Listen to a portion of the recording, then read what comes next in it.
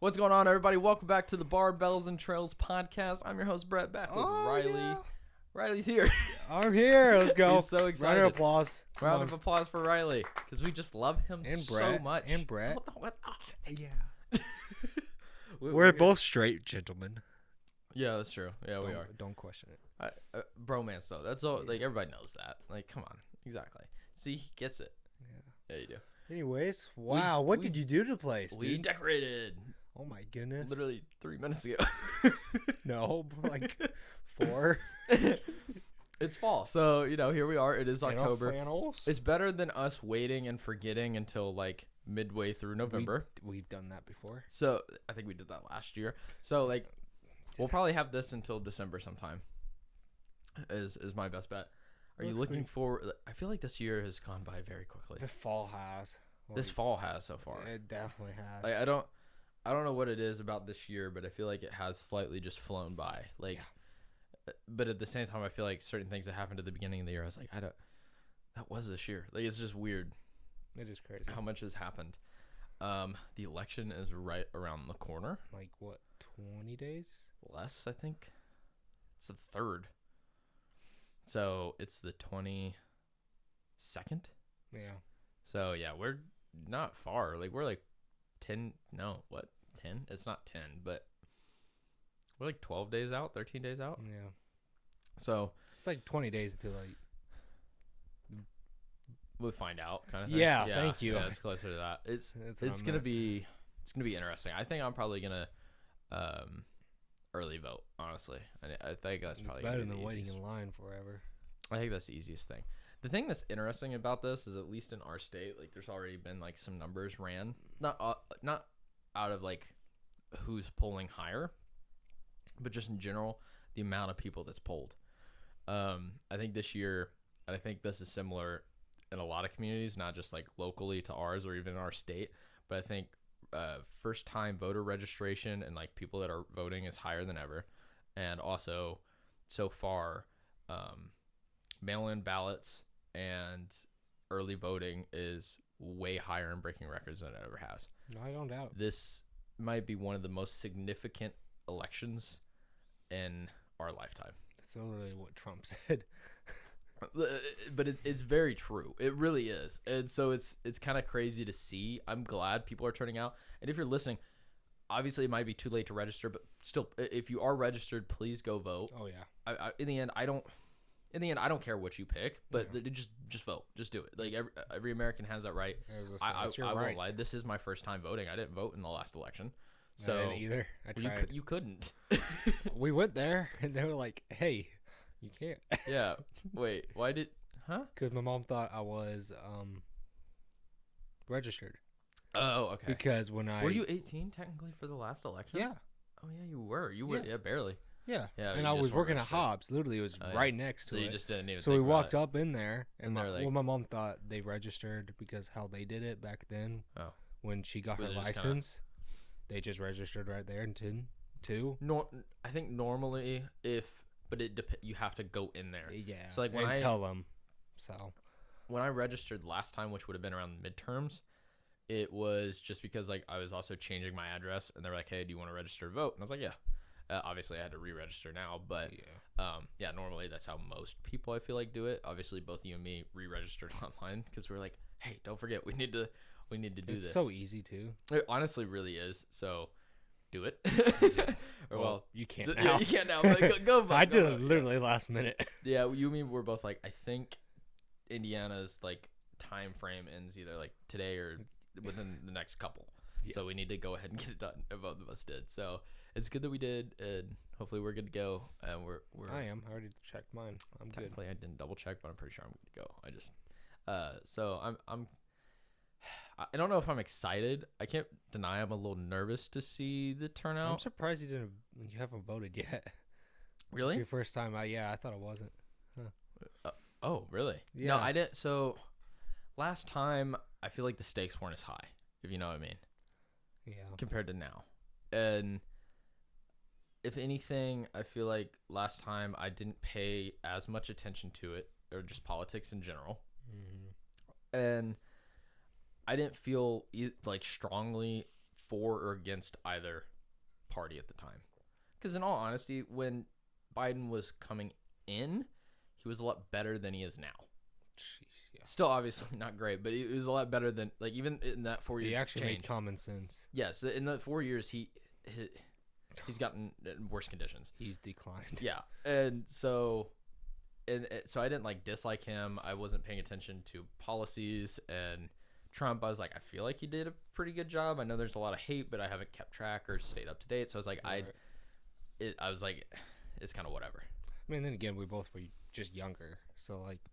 Yeah, I mean, I was 19, so, or what? No, huh? Yeah, you were not 19. Was I 20? Okay, I was 20.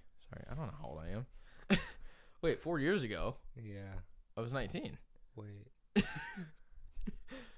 Wait. Wait. Yeah, you were. Yeah. Oh, well, that's weird. Wait, how close in age are we? What year were you born? We need to do the math. I was just saying, it took me a solid second. Something's. I was like, wait. Right? Yes. Yes. Okay. Yeah. Yeah. But moving on. Anyways. No, I don't know. It's just interesting. I do slightly hate, and I know. I mean, I didn't want to talk about politics this whole time, but obviously we're literally in that time frame. First time we've even had the podcast during an election year. That's true. That's true. So it makes sense that we're on the topic a little bit. It's interesting to see what happens. Like this could literally have like a very large shift in general for like a lot of things in the United States. I think the thing that some people forget is how vital our election is globally. And I think most Americans forget that. Oh, yeah. And so, like, I'd even seen stuff where people were not, like, I wouldn't say protesting, but almost like rallying in the UK. It was like, I don't, like, basically seeing, like, Americans, like, you don't understand, like, how important your decision this November is going to mean even for our country and the globe as a whole. And I think the younger generation slightly kind of forget that. I think even the older generation at times, it doesn't quite click how big of an impact we have. Yeah.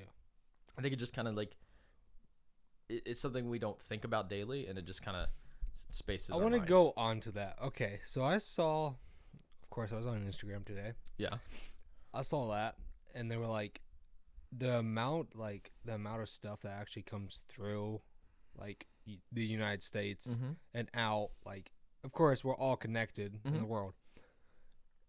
Like, then there was a question. There was like, now, if this is so like connected and we actually care about the United States and we should like actually want the best for them, what would you think about like, say another like England voting for a president too, like doing the polls, voting for our president, and we do the same thing, like not president, of course, but like I feel like that's where it just gets too dicey. Yeah. Because that's what I was thinking. Like, I feel like our country as a whole, and I think it's true for every country, but there's so much extra shit that if, like, let's say we got to vote on England's things, nobody pays attention enough politically to what's going on in the United States to ever even contemplate something else. I think it'd be interesting to see polling of just, like, what other countries are thinking might be just the option. Just their opinion. Yeah, exactly. I think their opinion would be interesting to see as their impact. I don't think that would totally make sense, but I see what you're saying. I don't feel like anything like that could ever happen or work. I don't think it should. No, I could understand. I could understand maybe as a globe or like United Nations possibly having votes for like UN representatives. That might make some more sense, but that's also a little different. Even then, I feel like it'd almost be per country voting up somebody as representation. It is going to be interesting. I've been trying to pay attention to the races a little bit. I think the polls at this point are leaning Trump, and normally the polls are off where Trump actually does better than his polling. So it's interesting to say, like, it's definitely not guaranteed that it's going to go Trump. You're right. I think there for a while, as it started, Trump was beating Biden after the debate, you know? Yeah. And then after they swapped Kamala rose. And I feel like now it's kind of died back down because she's done more of a political run, or like not political run, but like a media run. Trump's done more of a media run. And I feel like it's kind of teetered off again, where it's closer to a 50-50 at this point, you know?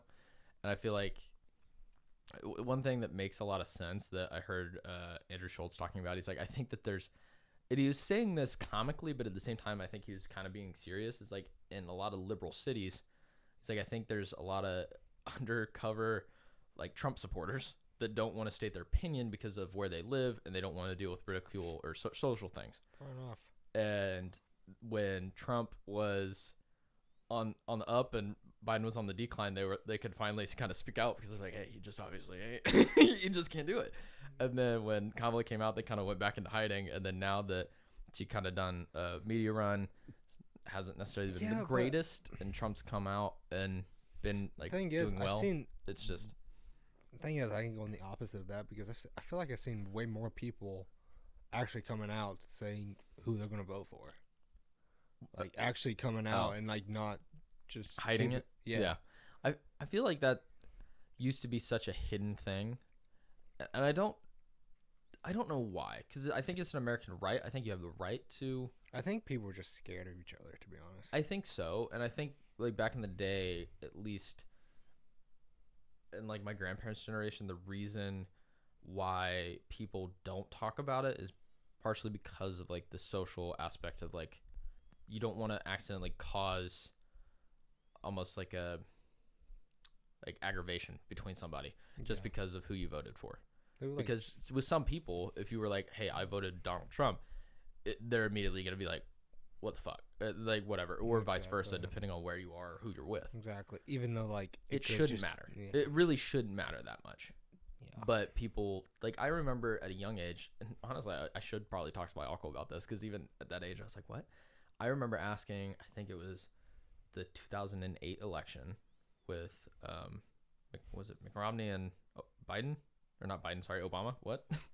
I asked my uncle, I was like, hey, who did you vote for? Sure. And he was like, I'm not telling you. I was like, what? And I'm sitting here, I'm like, I'm 7. I'm just curious. I was 4.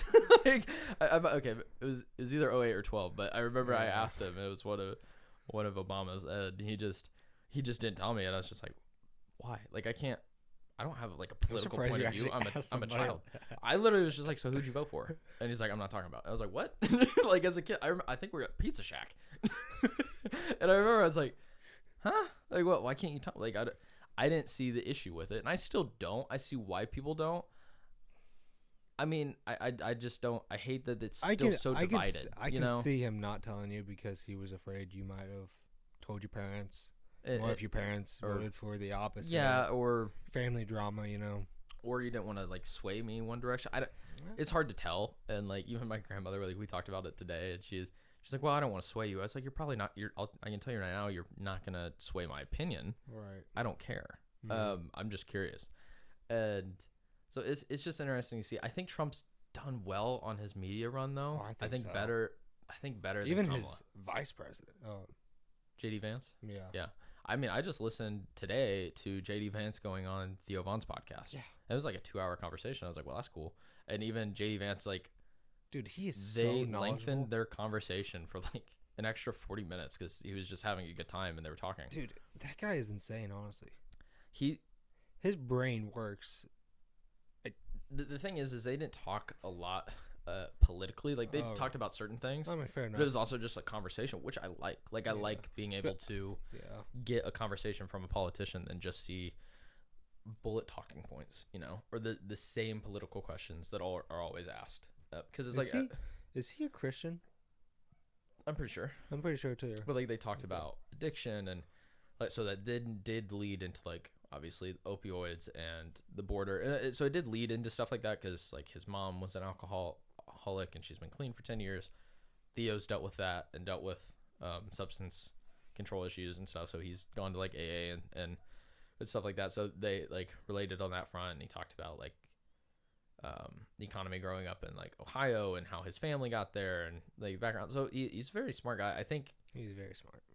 It would be interesting because now that I think about it, he might be one of the younger vice presidents even in a hot minute. Now because I'm trying to think how old he might be. He's like probably 40s. He's 40s. I feel like 40s. I feel like he's younger. I don't think he's he much. Came out of the Is he? army. He is, but he wasn't in it super long, and yeah, that's what I mean. Got into politics, so I'm not sure. Huh. But he also did go to college. I think was it Harvard or Yale? It was a big school. Yeah. But maybe it's let's cool. Just say 30. I like that. Like Trump has at least gone down the more non-traditional route now, because I think he finally realized, and he has somebody in his corner at least, that it's like, hey, podcasts are how you reach people. Yeah. It's not the news. This is what you need to do. So him going on Theo's, Impulsive, Nelk. You know what got Trump to go on Theo's? His son. Yeah. Which is cool. And, yeah, that's really like, cool. I mean, your son has a point. It's one of the number one podcasts in the world. Like it's up there. Like it's like top 10 easily. So why wouldn't you want to reach that audience? And the thing is now there's the rumors of Trump going on Rogan. We still don't know if that's a thing because nothing's been released yet, and Rogan's not one to ever. Where did you see that rumor? When he was on Nelk's podcast, I think last week or a week and a half ago. He said something? He said it, that he was going on Rogan. But the thing is like, depending on when that podcast was recorded, the thing is, if he went on Rogan, it's probably already recorded. I'm guessing. If not, it's at least happening this week. Yeah, true. So at least this week because it's so close. If it was going to happen, it's going to be posted within the next week. It'll be interesting to see. Unless Joe Rogan doesn't want to post it until after. Yeah, but the bad thing is he never teases. Obviously, like you never know who he's having on, and he always chooses like no one else books his show. So it'll be interesting because he's talked about wanting to get Trump on in the past. Obviously, this was before him running again in the election. So it would be interesting. I think it would be cool, especially if he was able to control the conversation like he normally does with guests and just actually have a conversation, like probably talk politics, but actually just be able to get into some things. Just like he did with Elon. Yeah, like it's cool to see that. And I feel like that's why it's funny that Flagrant was, I think at this point, probably the best Trump interview that's come out this year. And the funny thing is afterwards, like they talked about it and the whole situation of like how it was and the feedback, and because they were like, we don't care, we're not going into this anyway, we just want this to be good. They even talked about like their producer telling everybody to put their phones on airplane mode so they couldn't react or get a hold of people or text people to be like, hey, you got to stop. So they're trying to that's kind of cool, basically strategically lengthen the possible time they had him on. Plus, he chose to stay on a little longer. So that's why, like, their interview, I think, was like an hour and a half to an hour and 40 minutes. Trump's on Flagrants. Oh, the one that... So Andrew Schultz and everything. Yeah. Yeah. I think it was longer. No, it wasn't over 2, but it was... I think it was, like, really close to 2. Yeah, it was like an hour 40 at least. Yeah. And because most of them have been, like, 40 or less, roughly. Like, 40 to an hour.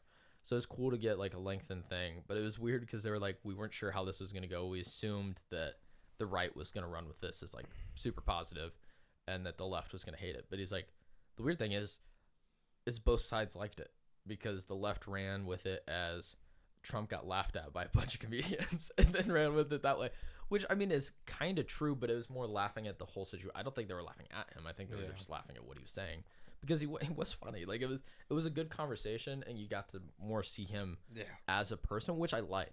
And the thing is he's not a politician, and he kind of is now, but that's not like his background. So it's. I mean, the thing is, he even said that he wouldn't have come back. Yeah. To being president if he didn't really like want to make a change. Well, he didn't even say want to. He's like, if I didn't have if it did feel like he needed it, I wouldn't have done it. Yeah, that makes sense. So it will be interesting to see what happens over the next 2 weeks. At this point, I don't know. I just hope the best. That's all I can hope for. It doesn't matter who's in office. I just hope the best for our country. And so I mean, I'm at least gonna vote. I'm gonna put my name in the hat and at least do my part. Hey, maybe that one vote. I don't think I don't think this is gonna be like that one movie. I can't remember what it's called. Do you know what movie I'm talking about?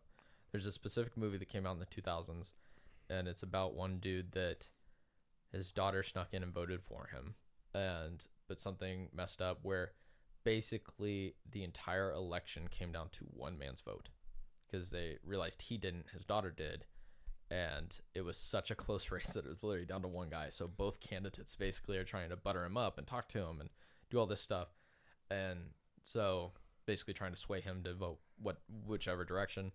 And at the end, I kind of hate how they left it, but also it's really cool is like he talked to his daughter, realized how important this weight is, and he decided, okay, we're actually going to have a debate, and I'm going to ask actual serious questions. I don't want to be buttered. I want opinions. And that's how like the movie kind of ended, was them basically doing a live debate. They didn't like actually show what he voted? No. That's annoying. But it was a cool concept. But the thing is I don't think that's physically possible. You never know, dude. You never know. But you never know. It's true. But I think it's cool. I think it'd be interesting because Kamala also did come out and say that she was going on Rogan. If both of them did. She said that too? Yeah. But it was after Trump said it. So it's like, was she just saying that to try, or was that something else that I don't know. What if they both went on at the same time? I think Rogan would love to do that. If he did it, I don't know. Because Trump said he would do it. The thing is if they did that, Rogan would definitely have stipulations for both of them. Be like, okay, you guys, there has to be, this is a conversation. Rogan would have to definitely take the reins a little bit. Rogan would literally have to strategize how to deal with. Oh, and he would. Yeah. And with some people, he is good about controlling certain narratives and things. And he's had people come on and debate. And so it is really interesting to see. And at this point, I'm looking forward to it because I hope it is true, because I think it'd be cool for anybody for either candidate to be able to actually sit down, and especially if somebody put it and they were actually able to do it in Rogan's, I guess, not platform, but his system of how he runs his podcast. Mm-hmm. It'd be interesting to have those longer conversations. Yeah. Because I have a feeling if he did it, he would probably say, like, if we're doing this, I want to do this like most of my podcasts. We're not doing a 40-minute little media thing. Like, I want to do this and actually do it and not half-ass it. So if it happens, I think it'll be good either side to see just that side of things from somebody. And I think he would ask questions that most people wouldn't, which is also great for, I think, any voter to hear. Right. You know what I wish? What? I wish we'd go back in time to like when both sides kind of complimented each other. You remember that? Yeah.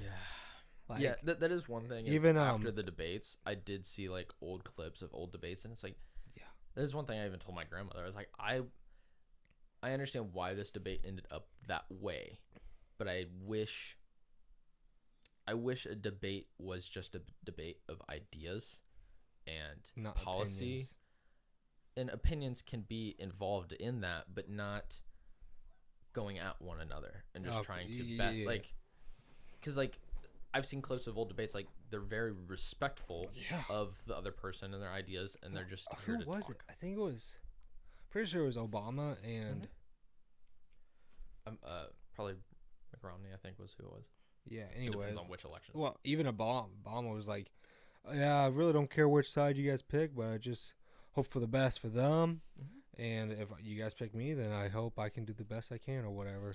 Mutual respect. Yeah, like literally. And they like literally shook hands. Yeah. Instead of like Trump and Harris literally just walking away from each other. I was like, what is happening? Yeah. The one thing that I do feel like did get, it just sucks because like I feel like the media realized that they'd fucked up so much. People are catching on to their bullshit, especially for this election after obviously 2020 and then COVID. Yeah. I feel like both of them were like, oh yeah, we got to try coming into this more non-biased because they realized people were picking up on things. The bad thing is I did hate that in the debate, one of the main things is that Kamala, and I don't know if this was like part of their strategy going into it, it could have been, or it was just her, basically just tried putting Trump or labeling him as a liar for everything he was saying.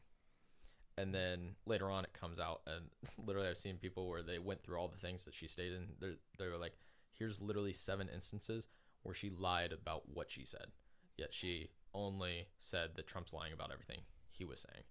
And some of it had to do with some of the abortion things. Some of it had to do with did you the watch border. the entire debate? Yeah, I did. I did listen to the whole thing, and so that's what sucks is like I wish there was more fact checking during the debates nowadays, where like they actually had somebody that was non-biased and like, okay, if you're stating this opinion, somebody on the side is looking this up in so 3 true. minutes to be like, hey, by the way, this is actually what it is. Because anybody can pull something out of their butt, like literally, and they can say opinions or what they think or what they saw, and even if they weren't maliciously lying, they still might have said false information. Biden's freaking golf. Come on, I want to see. Come on. No, yeah, I want to see how he is. Apparently, he's a hell of a golfer. Actually, I've heard that from a lot of people. I've heard that from a lot of people, and they're like, the dude is good. Like it's actually ridiculous. Apparently, Trump would beat him though. But I feel like that's also why like Joe Rogan's platform does allow for more like not controversial but deeper discussions, because they have Jamie and even Theo does it too now, and obviously he learned that from Rogan, but they have a producer that's like, hey, let me look into this, why you guys are on the air, we'll continue the conversation, hey, can you look into this, and then bring it up and be like, okay, sorry, I was kind of wrong on this is what it said. Jamie? Mm-hmm. Jamie, yeah. And so it's like I wish I did something like that for a debate, because if you don't, some people are just going to take it as face value and aren't going to look into things themselves. And I understand why. I don't think anybody always has the time or the energy to like do that. I wish like both sides would actually answer the question, like not like, I mean, Trump did this a few times. Like they would ask him a question. He's like, okay, 1 minute, I need to go back to that. I was like, just answer the question. I get what you're gonna say. Yeah. But like, you're making a 15-second answer turn into a 30-second answer. Yes, that's true. So how far into the Flagrant podcast did you get to? I'm like literally 20 minutes left. Okay. So you got to the point where they're talking about the weave. He's like, yes, the weave. Yes. He's like, bring it over here, but I will bring it back. And it's just like, and I love how it like basically became an inside joke between them. Like during the podcast, he's like, oh, he's weaving. He's going. He's like, how's he bringing it back? He's like, we want to see it. And what was it? They went on some tangent. Yeah. And then all of a sudden he's like, Trump's like, okay, I'm going to weave this back into the conversation. But it's funny to also see that and him actually talk about it too. Because it's one thing for him just to do it in a debate and then you'd be like, what? But I love how like you saw him do that and kind of say that in a conversation, and then it also kind of be a joke, because it's like, we see what you're doing and we know what you're doing, we see why, but then to just see it, let's say on the news when he's answering a question or on a debate, it seems like he's almost dodging it or doing extra stuff, when in all reality I don't think he is. It's just it's how his like brain works. And to some extent I get that, because like there's times I'll weave off of a tangent and then somehow end up back where I was. He does go on long stretches. He does. He does. Everybody says that. Everybody says he talks too much. Which sometimes he does. Yeah. But sometimes he makes good points. It's true. But no, I think it is cool that at least both of them definitely took a different media run than I feel like any past elections. But definitely. So it'll be interesting even to see what happens in the next 4 years. Not even like when it comes to political stuff, but like how the next election is going to run. That is true. Because so much has changed even in the past 4, let alone the this next year. 4. I don't know how the elections are going to run. Like if in general, like political people are going to be like, okay, yeah, like maybe podcasts, like these are like, we got to change how we represent ourselves to actually be able to win. Because they're realizing that the old way of just using corporate media isn't the way to do it. That's literally what Trump said on the podcast. Yeah. So it'll be interesting how like media is shifting is going to change. That is true. I never thought about that. Yeah. But yeah. It's going to be weird over the next like 10 years how in general how media shifted over the 10 years. That like I feel like mainstream's slowly realizing it and making slight adjustments. But then again, maybe something else comes up rather than podcasts, you know. What if, I don't know, something else like Trump's gonna have a blog. A blog? maybe blogs blow up again. Imagine blogs come back. That'd be crazy. Vines. Yeah, we're gonna have political opponents making TikToks. Okay, now we're going on a tangent, but now on a tangent. I literally was finally found like the backstory of Vines and why it like kind of failed at the end. Yeah. About all the guys and nudity. Yeah. What do you mean? I guess there was like links. There's just by the end there was just a bunch of links and it was just basically just porn. I mean that's a lot of things nowadays. Well, that's like at the end of that's Vine. most of Instagram, I swear. At least a third of it. What's on your feed? Well, no, I'm just saying in general. Just like I happen to make a Thread account or like actually like open it. Okay, I did. It's like as soon as I'm in Threads, it's like, oh, like just like the most. I don't. It's. I made a Thread account. It's insane how many. If I just go to the main page and it's just like random. Honestly, shit. the Thread like app kind of confused me, to be honest. It is confusing. It actually. I'm like, I don't think Am I'm I too actually old? ever going to use this ever. I've never used it. I feel like I'd much rather do Be Real or something. Like I feel like that's like the newest social media platform that I'd be like, I think I get it. I'd rather just use like Twitter or X, I guess. Yeah, of course. Also, did you see something? Speaking of like Twitter, Elon's doing something for the PAC movement in Pennsylvania where he's giving $1 million away until the election to random people that signed this petition. The thing is, I can't talk about it too much because I don't actually know what the petition is, but I saw something where like literally, and I think this was announced either the beginning of this week or last week, but basically up until the election or until this petition is like over, a random person that signs that petition is going to win $1 million. And then he literally did it on stage and called a random dude out of the audience and gave him $1 million. Wait, check. like a person a day? Yeah. So $1 million a day? Yeah, to a random person. And so there's $12 million is. Yeah. And they literally did it on stage and was like, okay, whoever, boom. And it's like, all I ask that you be a proponent or a speaker of this petition of like at least like pushing it towards people. I didn't know Elon was such like good friends with Trump.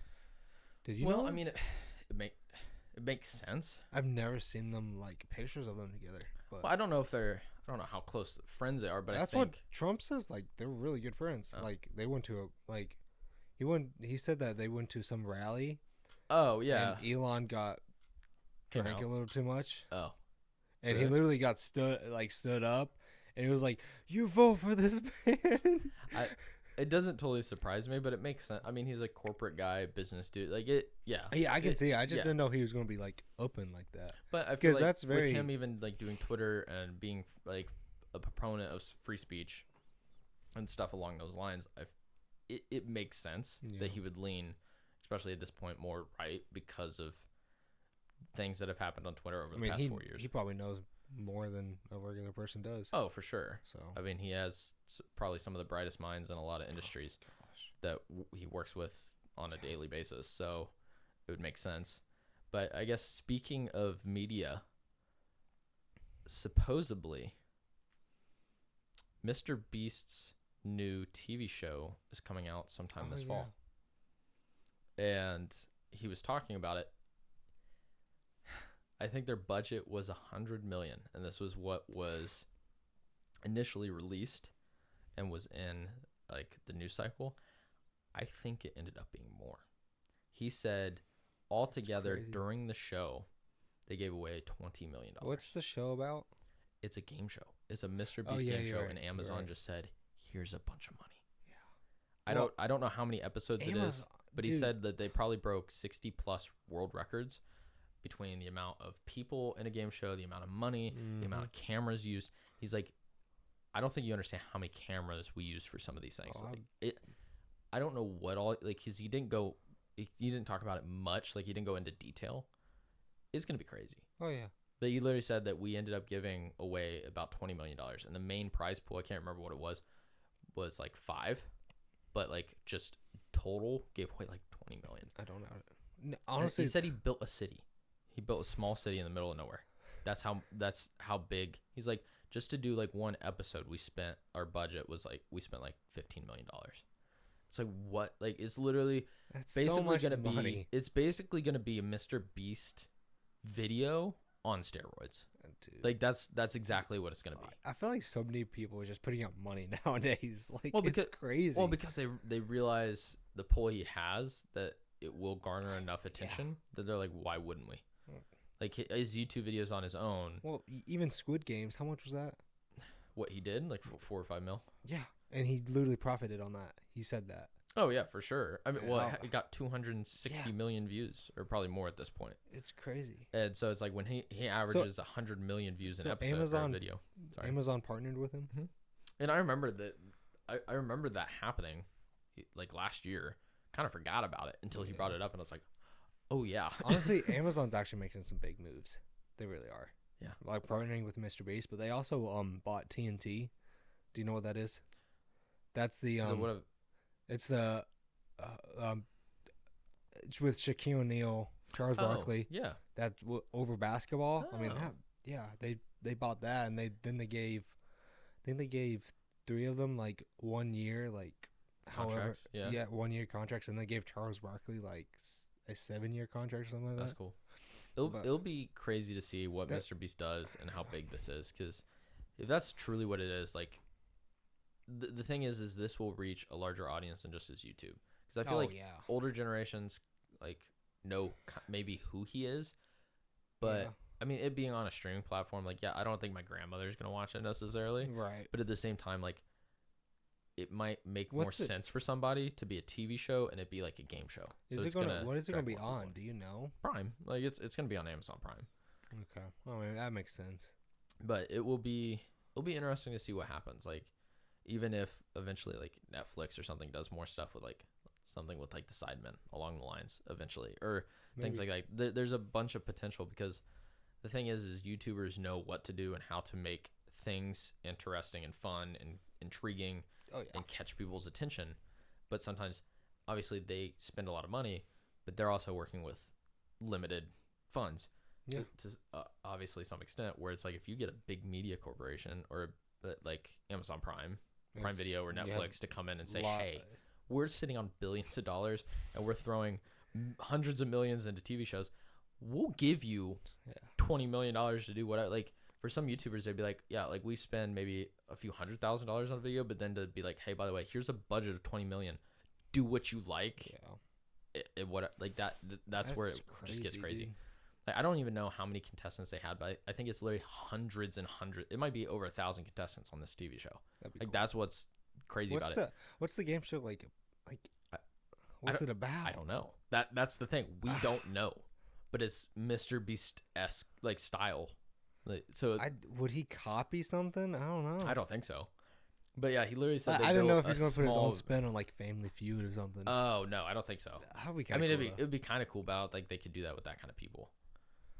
But yeah, he literally said we basically built a small city in the middle of nowhere, just to house everyone that's there. Where would they build that? In a field. Just I don't know. Hey, once you're done harvesting, hey, here's 1 million. Give me 3 of them. That's what's great. Who knows? So at this point, I'm more intrigued because I'm like, we know what he does with his own budget. To him, for a company just to be like, hey, here's 100 mil, if not more. That is crazy. To make however many episodes. And like, it's insane. Jimmy didn't really profit. Like, he didn't give himself like, let's say 5 million. No, probably not. Like the thing is he 100% not. Most of the money went towards production and if anything, salaries for people that are working on it. Him personally, like he's probably getting something, but he probably honestly doesn't care, because he's like, this in general is a promotion for myself. I don't make anything. This just allows me to make some cool ass like a crazy TV show. Let's do it. Yeah, like that's the thing. I could just see Jimmy. Oh yeah, I can just like, oh hell yeah. Yeah. He's just like, cool. Somebody just gave me a giant check. Let's go make some ridiculous videos. That like let's burn this all. Yeah, like he's just like, all right, let's burn through this money. Dude. That's what's so crazy about him. Even he went on some podcast and he was like, yeah, like he literally has to like call somebody just to give him money just so he can pay for something. Yeah. Like he doesn't like really have money in his bank account. No, because it's just the bank account is his YouTube channel. His YouTube channel just cycles. I mean, he even said that he's like, I have multiple videos set aside for when I die. so there's still content being posted. Yeah. On my channel. Crazy, it is like, dude. what? It's just it literally like aside. JJ, because it was on the podcast, it was on Impulso. So KSI and Logan are sitting there and like, nobody think like, what are you talking? He's like, yeah. So there's something to post after I die, and it's like, what? Like nobody thinks like, what? How does that even cross your mind of like, yeah, let's make some videos and we'll just like set them aside. So if I die. And he's like, yeah, even and some of them make like funny jokes of like, I'm probably in the grave right now, but it's whatever. Like, don't worry about it. You can just, and it's like, what? Okay, I'm listening to that tomorrow. Which is crazy because it's like, yeah, it makes sense. I mean, he made videos on his channel, which I think he still uploads those videos when they come out, that he like scheduled to like 5 years from now, 10 years from now, 20. Yeah, I do remember that. So the way his brain works is just so Dude, crazy. it's That'd be like crazy. us saying, hey, fuck it, let's record a podcast like- episode for 2 years down the road. You know, like, who he is? He's like Who? a miniature Elon Musk, in a way. He's a media version of Elon Musk. Yes. Yeah. He's a YouTube Elon Musk. Yeah, I that's guess the would best be- way you could put it. His Yeah, brain yeah, literally yeah. works in the most That actually out yeah, of that- ordinary way, yes. but works. And that's For how YouTube. Elon works. for YouTube, that like Yes. he has literally spent basically His whole life. at this point, because he's 26, I think. Mhm. So like Mr. Beast has literally probably spent 14 years of his existence focusing on YouTube. Mm-hmm. And he says, like, he doesn't sleep that well. Probably not. He literally says that. the dude stresses himself out. I don't even Probably. know. Does he even go on vacation? Maybe more now than he used to, but even then, probably not much. I don't know. Does he I mean- does he have a girlfriend? Yeah, Does he? yeah, she's from South Africa. Okay. Yeah. How did you know? Because he's talked about it. Oh. He posts stuff with him. Like she's been in, I think, a few videos, just like in the background and stuff. Like she's not like a major part of him, but she's Honestly, been in them. I haven't noticed, I guess. Yeah.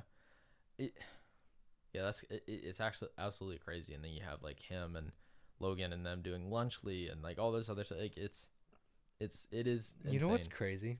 Hmm. Mr. Beast is like barely getting any hate from Lunchly. It's Mr. Beast. It's like Yeah. it's weird. Like even when the internet like blew up on him, where I think for some reason I think it was his like curing people from blindness video, and he got like hate on that for some reason. It's like what? It's like what do you mean? He just Well, funded surgery for It was 1,000 that, people. and it was the wells, Yeah, building wells in Africa. and I The way people was hating was like it doesn't a make any weird sense to way. me. Well, they were hating because of like, so you're gonna like show these poor families on YouTube just so you can get money. How like disrespectful are you? And the thing is people say that are probably living in America and live in their parents' basement or something, and it's like I don't think any of these people care. They're just glad that they Yeah. have fresh water, a place to live, Yeah.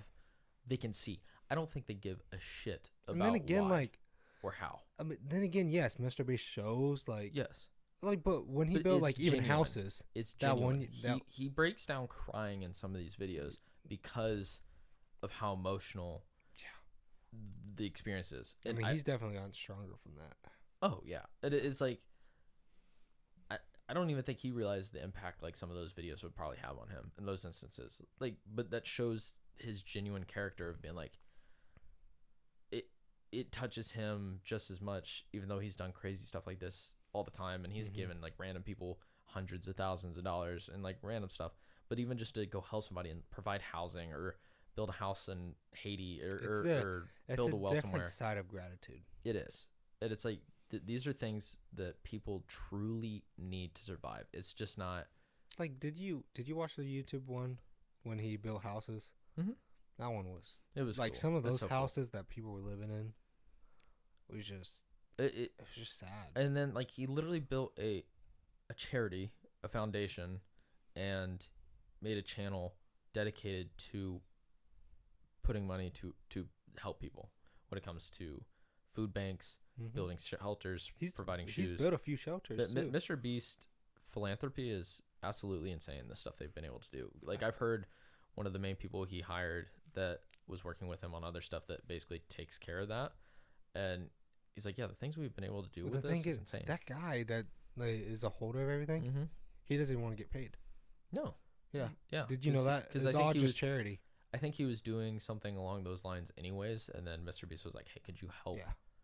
you have the connections. Can you help make this I remember him talking about that on, I don't know which podcast it was. Because he had been on some podcasts, and I can't remember who, but it was cool to see that. Because even, like, it's just, like, even giving out the 1,000 turkeys for Thanksgiving and, like, different stuff he's done like that. It's like, I don't think people realize even the struggles some people have in the United States when it comes to food and shelter and poverty. Yeah. So it's like, for him to even do stuff like that, it's like, it's amazing. Yeah. And for somebody to hate on him because he does that, but then will also do, like, Squid Game, it just doesn't make any sense. Like, I don't get it, because it's like, do you see other people doing this? And it just not to that extent. Yeah, and you see enough of him to realize that this is genuine, that he's wanted to do, and he's talked about it for years. If he was, that it's not just like him doing it for publicity. If he was a shitty person, he would just pocket so much money. Yeah, he would literally be. He wouldn't do the things he's doing. Yeah, he would be a multi-millionaire if he wanted to be. Yeah, many multiples. Well, yeah. Like, if he wanted to, and he was just like, all right, we're gonna stop making videos, and just everything that rolls in is in my pocket. Dude would end up for the next 20 years millions and millions of dollars every year just off of his videos. Yeah, I remember him talking about. I was like, I think it was Joe Rogan. He was like, "Are you a billionaire yet?" Maybe. And Jimmy was like, "No, not quite. I wish." The thing is, he probably will be. He definitely will. Like the next 10 years, maybe. Yes. It's gonna be. The thing is, honestly, I think at this point, when it comes to influencers and creators, it's probably gonna be between KSI, Logan, and him. I think he's gonna hit it first, obviously, Mr. Beast. But I think it's between those three because of the companies they're in. That's what it's gonna be. It's gonna be because of, like, Prime. It's gonna be because of Lunchly, Feastables, Beast Burger. On top of which one do you think does the best? Prime? Probably Prime. I would think Prime too. Yeah. Just the variety. Either Prime the simplicity of it. Lunchables. Not Lunchables. Lunchlys? No, not even that. I meant Beast Bars. Oh, Feastables? Feastables. Like, I think that's obviously probably very profitable, but it's still not the same as Prime. I don't think. Because, I mean, one, you can get in a case. Mm-hmm. You have to buy, like, a candy bar at a time. Well, I think you can buy cases. You can order cases, I'm pretty sure. Really? Yeah. But still, it's not it's chocolate versus hydration. Yeah. I guess. And energy drinks now and everything else. True. So, yeah, it is kind of crazy to see that, because it's like, to see in general, like, I didn't watch Logan, but, like, to see KSI, watching him for damn near 8 years or something, and then all of a sudden he makes a product, and then you slowly see it drip out into stores, and then now it's basically in everything. It's kind of wild, because you go from him just being the kid in his parents' home to now making music, and then you see, like, his drink in every every grocery store, practically every gas station. It's like, what that, like, it's crazy to think about. It really is. And, like, that's the thing. Sidemen just hit 11 years. That is honestly, like, I knew, like, obviously 8 years, 10, whatever. Like, but then you actually think about it. You're like, 11 years the Sidemen have been around. It's actually insane. Yeah. Especially for, like, any kind of friendship with that many people. Yeah. That's crazy, actually. Between that, and then it's like, that's, like, longer than some, like, group bands, other things. Like, for something like that to be so genuine and friendship oriented, and which I've known they had their ups and downs, but and I mean, some of it might not be on, like, shown, but I honestly don't think there's ever really been much, like, drama. I think the biggest drama would have been when they did the diss tracks. But it's like, other than that, like, I don't think there's been a lot. Even biggest drama that I saw was when KSI, like, was about to leave, but then didn't. That was the diss track stuff.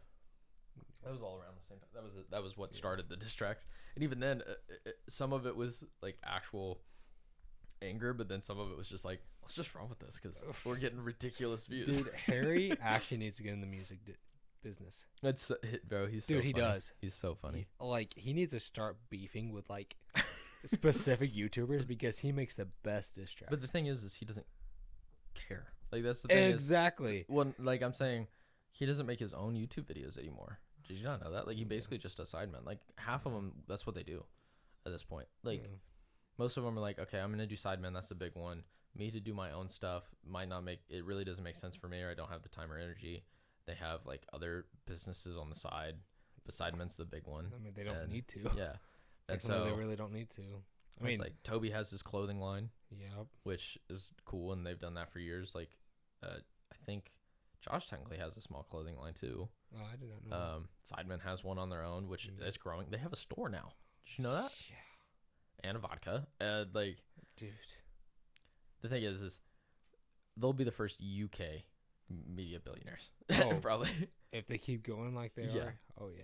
Yeah, it's because they have their hands in multiple businesses. Oh, yeah. Food, alcohol, now cereal. Like, yeah, that's true. That did make sense. Yeah, like they literally have like their hands in everything. Crazy. Like, and even the Sidemen show, like when they did that. Oh, imagine if Netflix was like, "Hey, we want you to do this." It's I don't a good know if concept. Netflix would though. They've already worked with Netflix. I mean, they made the Sidemen documentary. Yeah. So they already have their fingers in there. They should try it again.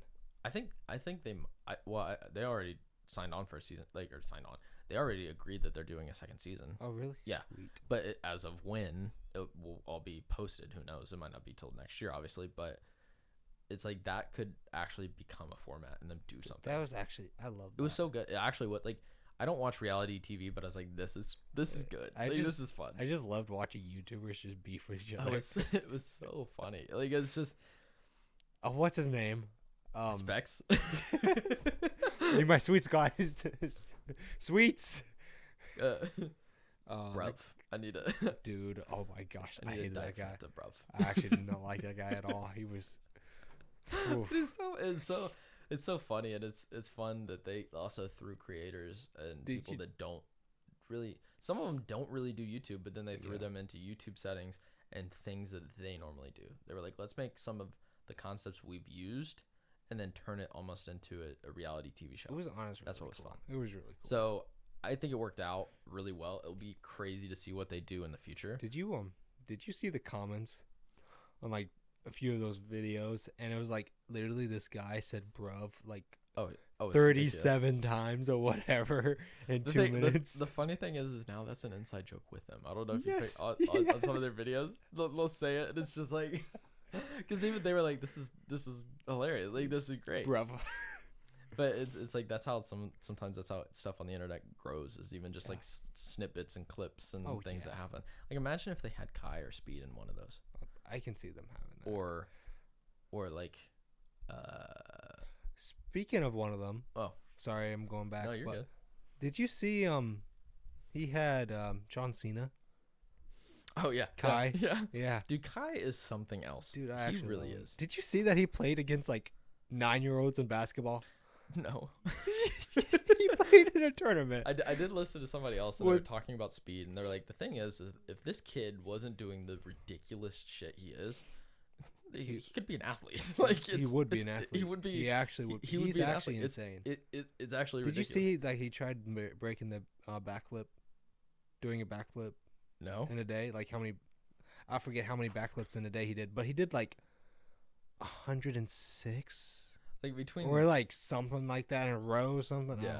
I mean, I think it was more than that, but and just everything else. Like, I think because someone else broke Kai's stream record, I believe, of like concurrent viewers, and Kai's like, oh, dude, Kai is insane. Go back. I think I like Kai a little bit more than I like Speed. Well, because I think there's more, not personality, but like substance. Did you see that they played what's that game that you tied together? Yeah, I know. They played that in person too. Yeah. That was kind of funny. That was Speed when he fell, he's like, and just brought him with him. Yeah, those two together. But like that's like the upcoming like stars. Like, that's what's crazy. Yeah. It'll be fun because streaming is a great platform, but it'll be crazy to see where they go in the long run. Because it's like streaming has actually blown up. It has, because of people like him. Like, I can see because streaming grew, and then I feel like kind of died off, and then now it's back up again. I don't think it ever died. Well, like, I'm saying from like the era of like Ninja and like some of those, like it had like its peak, and then it kind of died down a lot. Mm-hmm. And like I feel like part of that was probably COVID a little bit, because I think that's why obviously streaming got so popular. And I feel like it was kind of Fortnite in a way too. Yeah, or Warzone. When Warzone first came out. Ninja, Tfue, Mm-hmm. like, they were huge when OG Fortnite came true. out. But then everything just dialed down after whatever season. Man. Take me back to 2016. Honestly, not even 2016, even like 2019 sometimes with things that happen. That's the beginning of COVID, buddy. No, we still had a few months. Still I think it was part of that before- year. No, it did start till 2020. No, it started in 2019 at the end. Not for us. In China. Well, still For though. China, maybe like into 2019. For us, it didn't really hit here until like March of 2020. Because then they were like, "Oh, guys, we got a problem." No, it's crazy to see how social media, I think, has had like a major effect, both positive and negative, in a lot of different ways. I think overall mental health negative, but when it comes to other ways and how it's honestly kind of helped change and shape media and information, it's had, I think, major positive impacts because it's allowed things to be shared and growth and education and like podcasts. Like it's changed a lot. It truly did bump up has. the whole social media. It did. And like that's the thing, is we're starting to see how podcasts and other forms of media are literally changing how politicians handle their campaign runs. That's crazy. Yeah, and it's only going to probably have a more impact. Like a if larger COVID impact. didn't happen, would podcasts be as big as they are? Maybe. I think so. I don't think so. I think it would get to this point. It would have just taken a little longer. Yeah. As I said, it's going to be a slower progress. I think it sped it up, but I think it did the same thing for YouTube as well. Yeah. Like and Twitch. And TikTok. Exactly. Social media, really. Just it allowed those things to boom because of the situation we were in globally. Yeah. Speaking of like media, Jelly Roll released a new album. Oh yeah, dude, I didn't even know it. I didn't know it until like 2 or 3 days later. I think it got released like that Friday. I didn't see it until like that next week because it was Monday for me. I had seen that Jelly Roll had come on Rogan. I didn't think that it was for promotion. I guess I should have thought about it, but I was like, oh, he might have just had him on because he didn't come. I don't think he might have came on to promote his last album. I'm trying to remember. I don't know off the top of my head, but I was like, oh, that'll be fun because like Jelly Roll's conversations with people are so cool. Like he's just so down to earth. Yeah, as I say, he's a great guy. I love the dude. Like he's one of those people that I feel like you just walk up and hug and be like, he's like a big teddy bear. Just thank you. He's just such like a big teddy bear. And it was cool to see that. And then I was like, wait, he posted an album. I was like, holy shit. And I knew the thing is like that week, literally me and my sister were like, me and Bailey were talking about like, hey, Jelly Roll might release an album by before next year. You were talking to me about that. Yeah. And then it was like, oh shit, he did this week. It was so good too. Dude, I think. What's your favorite one? Favorite song? I honestly, man, I don't know, because I like multiple for different reasons. I do like Winning Streak, even though I can't fully relate to it. Oh yeah, I love it, and just the soul, the depth, the intrigue, and then the funny thing is I don't even think I've finished the podcast when I started listening to the album, and I came back to it. And he was talking about the story behind it because he literally, I guess based on true events, like those are things somebody said. He witnessed it, and the story behind it was basically Jelly Roll went to a random AA meeting on his way into a studio session, and he's just sitting there, and this dude's shaking, and literally was like, "I drank this morning, but I want to change, and I want to do better." And because like it was like at the end, and they're like, hey, does anybody want 24 hours chip? Like anybody want to make that change? Anybody want to make the difference? And he stood up and said it, and he's like shaking, and he's talking about it, and everybody like he's like it seemed very dour because you could see that dude already had the shakes, and he drank this morning like less than probably 7 hours, and he's like that's how bad, and he's like breaking down, and then this dude walks up, and I love how like Jelly just kind of says it, but he just walks up and he's like, don't worry, dude. Nobody walks in these doors like with a winning streak. It's like what? And then it's like a little later on, like Jelly Roll found out like the dude's been like 20 years sober, and he's like been in all these meetings. And it's just such a simple thing. He's like, he walked up with such swagger, and he was the only one in like a positive mood, and he's like, dude, like in a positive headspace. And he's like, dude, nobody walks in here. Dude, on a winning just streak. seeing the change with him and MGK, it's actually life changing. It's loving. Like it makes you feel good. Yeah, like, I really can't see anybody hating on that. Like if you hate on that, then you're just cruel.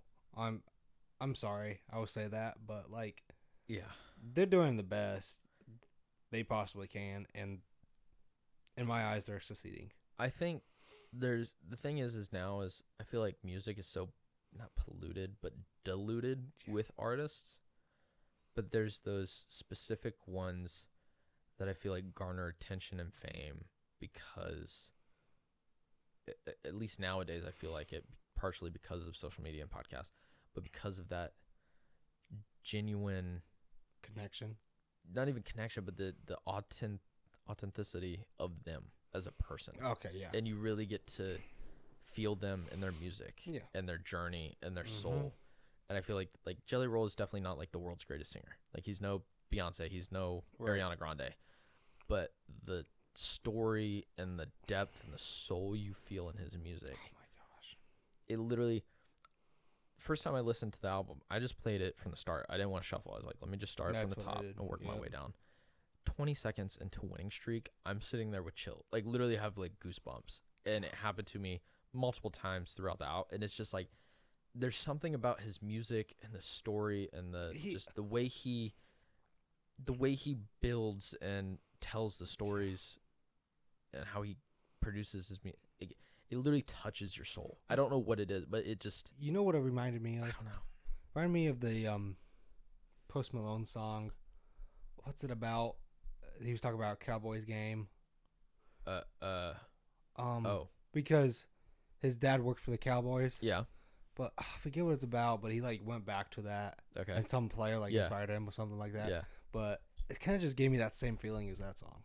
Like I feel like it's the just same reason why I like Jelly Roll is like some of the same reason why I kind of like MGK. Like I feel like if you go to old MGK, you don't feel the authenticity as much, and it's slowly. I still vibe with his music though. Of course, but like, it's like compared to now, like he's more open.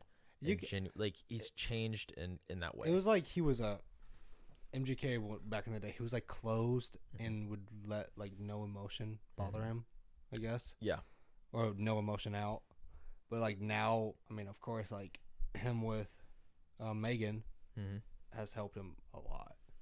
I mean, even with NF, like I feel like that's why like some specific artists that I listen to, I love so much because of the story they bring to their music and just the emotion they elicit, and it's so real and it captures you, and it has it like honestly kind of like how we talked in the last episode where we talked about how like movies have changed, and like now it doesn't seem to have as much like what music, how like new like even animated movies don't have as much like soul in them and like feel and capture and story and lesson like old ones do, where I feel like that's where some artists have, and they have that story in their music and in them as a person that allows it to just connect so much. And that was one thing that Jelly ended up talking about. He was like, within the last year, all I've been doing is touring and writing. He's like, at one point he literally said he's wrote probably like 120 songs over the past year. He's like, some of these songs I will never sing. Like they're not for me. They're meant for other people. And I know that. They just don't connect to me. But he realized, and I think this is part of the reason why he's ended up so successful. He's like, I stopped writing for myself and I started writing to tell other people's stories. And the analogy he made was the movie Cinderella Man with, blanking on his name, the guy in Gladiator, that actor. I'm completely blanking on his name right now. But he's basically like an up-and-coming boxer, the underdog, and all this stuff. Okay. And in a specific scene, he's like running and training, and like these dock workers are like cheering him on. Yeah. And they looks at his coach. He's like, "Why are they cheering me?" I'm like, "Why?" He's like, "Because you're them." He's like, "You don't realize you're telling their story because you're just some dude that's coming up, and just you being present and being there is a representation of all these people. Yeah. And basically Jelly was comparing himself to that from all the people he knows. He's like, I realized that I can't write for myself and about myself, but I can tell all these people's stories. All these people I've met, I can tell their story and connect with them and allow them to be heard for the first time. And talking about people that's been in crime and dealt with addiction and drugs and juvie and all this stuff. Like, and I feel like that's part of the reason why it's so genuine is because of that. And he's telling other people's stories and things he's witnessed and dealt with. That's why. And I feel like that's similar enough to like how NF kind of takes his own experiences. I was gonna say, NF is that same thing. I remember seeing a video. He was kind of describing When I Grow Up, that song. He was actually getting some hate from that because I was thinking he was like showing off his fame. Can you see why? Well, yeah. Like When I Grow Up, like, and now I have a mill and stuff like that. Like, he was like, no, that's not what I meant. I just meant like I had a vision, I took it. I mean, I'm proud of where I am. Yeah. I'm just telling my story. Exactly. He literally that's what he said in the video. I forget what it was, but yeah, because it's like for somebody like him in particular, it's like from his background, no one would ever have expected him to be as successful as he was. And the amount of hate and him growing and grinding and like literally talking about going to shows with like 2 people and still performing and bringing that energy, and then it eventually growing to what it is now. We go to see him in Indy and there's 20,000 people in a stadium, and it's just, I feel like, I don't know. I feel like there was a moment in time in music that substance lacked, and I feel like it's slowly coming back. And part of that might be slightly because of country music, because that soul has always kind of been in country. The country music is definitely helping it, because I feel like it's now having an influence on other stuff. I'm going on a little tangent, but doing the weave? No, like kind of, I guess, yes. But like, okay, doing the weave.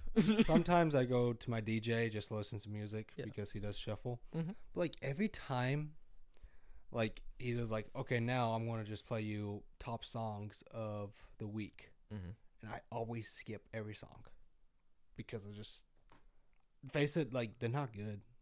Yeah, to me at least. I mean, maybe to some people, but like every song sounds the same. Like they're all just hip hop. Like I don't know, like I just can't explain it, but it just doesn't. It's just like this is not a song I would listen to at all. Like, to vibe like to. Drake's, like let's just like compare that with hip hop. It's like Drake makes good hits. Yes, they're good songs to listen to. Yes, and they're a vibe, and they lift your spirits, and they get a reaction, and they're fun. They're good, like the beat, and it drags you in. But it's not the same as possibly transferring that and going into a different hip hop genre or artist of like maybe Logic, where it's like his songs are both good, but then he's also telling a story about talking about like dealing with racism and hate and like being loved and just positive. Same thing and, like, with NF. Yeah, and like that kind of thing of like there's more to it, and it's not just which I mean entertainment. I love all 3 of those. Yes, I'm talking about like artists like younger but blowing up recently, like Please by like Sabrina Carpenter. Like her songs, of course a lot of people think like they're good. Taylor Swift. Yeah, like there's just not no substance there. It sounds the same. Yeah, literally, I know what you mean. It's all the same. It's not to say it's that all the not, same harmony. I'm not trying to show. Yeah, it's not throw saying that hate they're at not it. great. Like they're good. Like I can't deny it. But it's like am I fine with having my moments of just enjoying music for that? Yeah, but there's something about certain artists that like it just I don't know. There's just that connection. Like some artists, I don't have that connection to their music or them. And then there's others. It's like even if I can't fully relate to my own experiences, there's something there that I can relate to and I pull from that I can't do with most mainstream stuff. And I love that. And I feel like that's why like Jelly Roll grew so much from like he made that transition. It's like he went from almost a nobody to having a top 5 album last year. And then now he's like I didn't realize this or think about it until, and he said this on Rogan, until I think his not producer but his production company was like, hey, you actually have a chance of doing like a #1 album this time. And he's like, I would have never in my wildest dream ever imagined getting to this point. But he's like, when they said that, he was like, shit, they have a point. Like there is a chance that I could have a #1 album for the first time ever. And it's like, yeah, like it's there's something to that. Like even with Post Malone, like obviously some of his stuff is more, I guess, mainstream, but even in like some of his old music, like Fall Apart is not like any other normal song of that time. True. And you feel it, and it's him literally singing about like heartbreak and just dealing with that. And that was like in his first main album, and it garnered that connection early. I mean, even like thinking about like Sunflower, when he put that out, that was kind of random. I mean, of course, it was for a movie. Yeah, of course. But like he made the song. Yeah. I mean, at that time, I don't remember any songs like actually sounding like that. Not as much, no. Yeah. Like there's certain people that change slightly. We don't realize the impact that might have on the industry. Yeah. And that's what's crazy. That's why I do love that like NF is still so niche. Like I wish he was bigger, but then at the same time, it's kind of like I kind of want to keep him to ourselves. Like, you know what I mean? Like not everybody knows. He has 7 million listeners. Oh, of course, but it's like, but he's not Drake. He doesn't have 70 million monthly listeners, which he should. But it's like in all reality, I feel like if more people listen to this music, but some people don't want substance. That's where it's like, yeah, I can't deny. I will have my moments of endlessly scrolling on Instagram or like YouTube, and I might not realize it, but it's, and the next thing I know, I spent 30 minutes or some shit. Like, you know, like that still happens, but I've at least delayed that, where like some people were doing that 4 years ago and at a younger age, that they just want that instant gratification even more than I do. Yeah. And so it's like for them to really possibly sit down and appreciate and consume music for what it is and like the art form it is. Some people don't. Yeah. And I feel like that's even something to like old songs in the 80s. Like there's something that just captures. Yes. And what's that song that a few years ago that guy put out, but it sounds like the 70s? You know what I'm talking about? Maybe. Do you know who? No. Oh, no. Okay, so what she said is very broad. I feel like you'd have to give. It literally sounds like a 70s songs, but literally came out in like 2020. Oh. Ooh, I don't know it off the top of my head. I'll have to show you. I have to remember. Like, there's something to that, and even like grunge. The reason why like grunge music and rock has that is because those people connect with those stories and that anger and that emotion, and I feel like that's what music is supposed to do. Is supposed to elicit specific emotions. Music is supposed to express your feelings. Yes, that's literally one of the ways to express your feelings is to like listen to music, sing the lyrics. Yeah. Like write lyrics. The thing is I could be in such a bad mood, and then I could like where like who knows, maybe I'm just in a very bad headspace, and maybe I'd be on the point of where like in all reality maybe I could use a cry, but then I might listen to some sad music.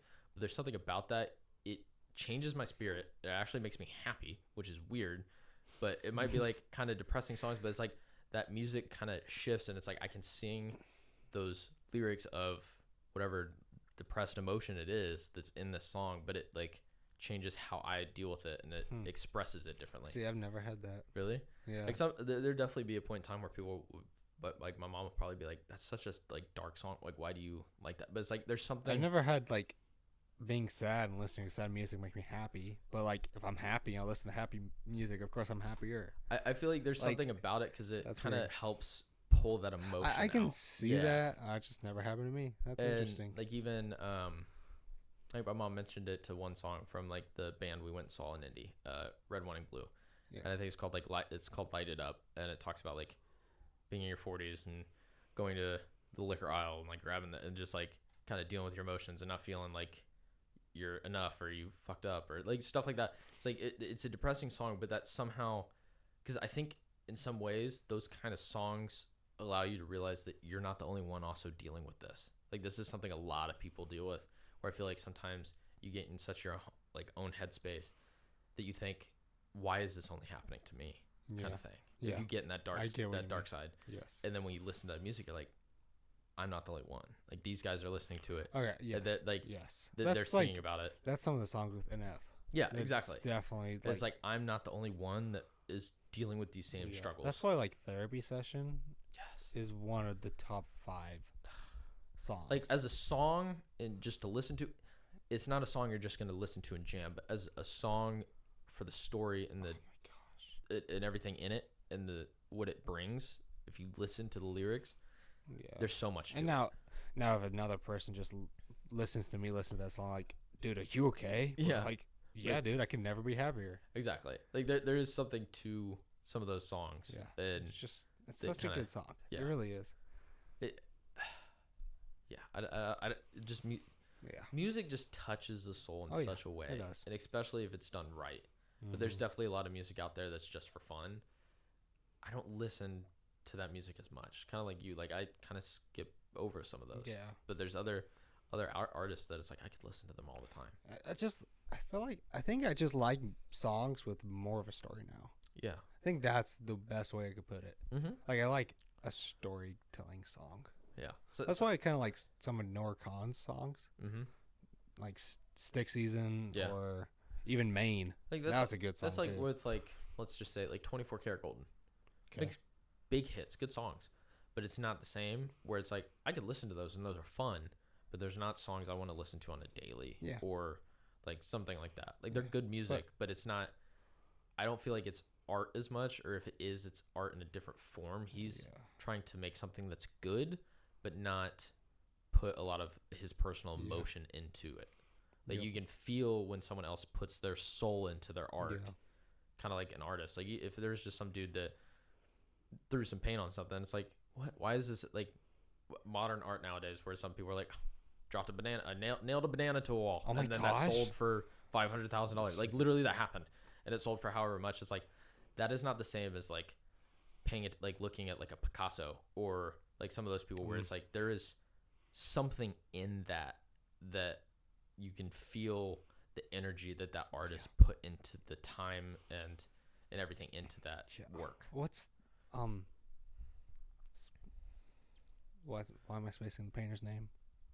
Dude, he was so detailed and Leonardo DiCaprio. Nope. What? Wait, Da Vinci. Bob Marley? Yeah, Bob Marley. Thank you. That's a remember singer. Bara, but That's a singer. Bob Ross. Bob Ross.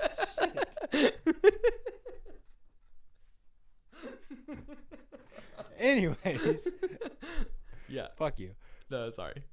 I couldn't remember his last name. I know. Did you know he's from Muncie? Like that's where he did all that stuff. Yeah. Which is crazy. But I didn't know that for a long just time. him, like, no, dude. They actually somebody in Muncie actually is like his great granddaughter or grandson or something. No, it's a granddaughter or something. Granddaughter. But she's holding like most of his like a lot of his paintings that he's just hasn't put out. But like just the details he put in, dude.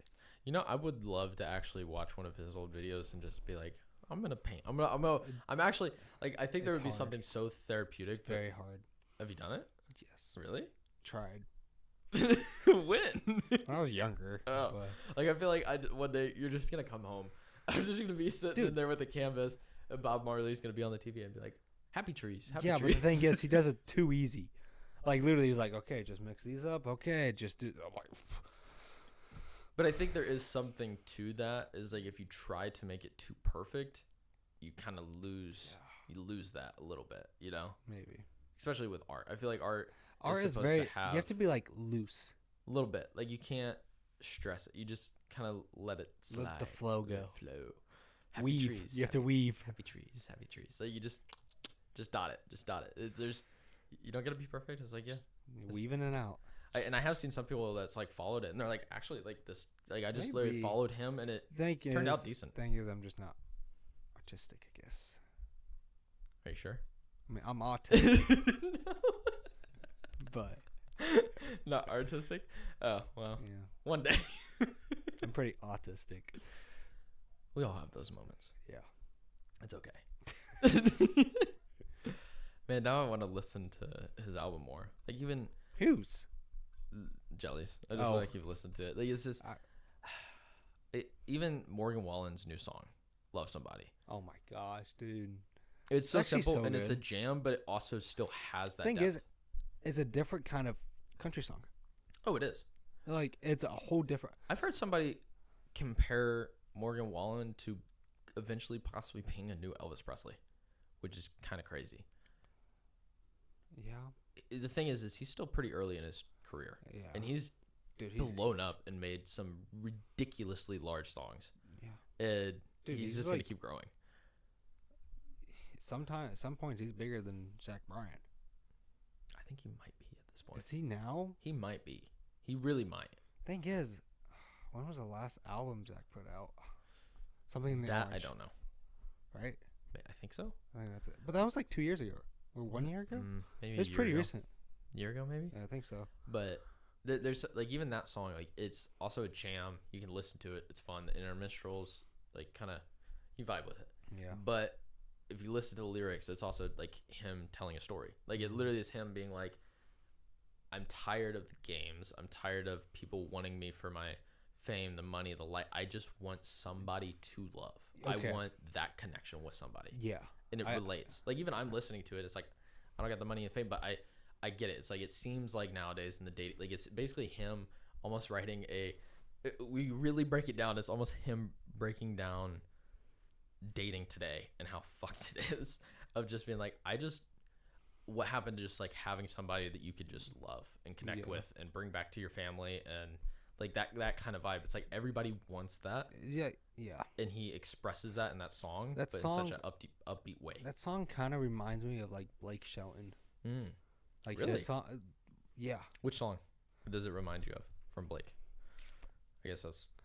I mean, it doesn't remind me of a song, but just like the way, like, I guess storytelling too. Because have you, what's that song title? But like, Old Red's Coming. Okay, I don't know that song well, but I think I know which song you're talking about. It's just like the way they both have told a story. Yeah, that's the way with Jelly too. Like, because I feel like country is great. The reason I feel like it got on the back burner for so long, which is fair, and part of the reason why I stopped listening to it is because sometimes it is so repetitive. Yeah, kind of like other mainstream music. But, country has their own version of it, of like, let's just talk about hunting, fishing, maybe love songs, trucks. Like that's okay. Hear me out. Okay. It flipped. Used to be country being competitive and pop being different, and hip hop and all those things. But then it switched. Like country is actually like, it's still repetitive in a way, but like it's not. It's not more. It's changed. It's more of storytelling, while pop is now the same. Just it just the sounds mainstream. Yes. Yeah. It kind of just flip flopped. It has, but I feel like that happens in a good with way. Genres. In a good way.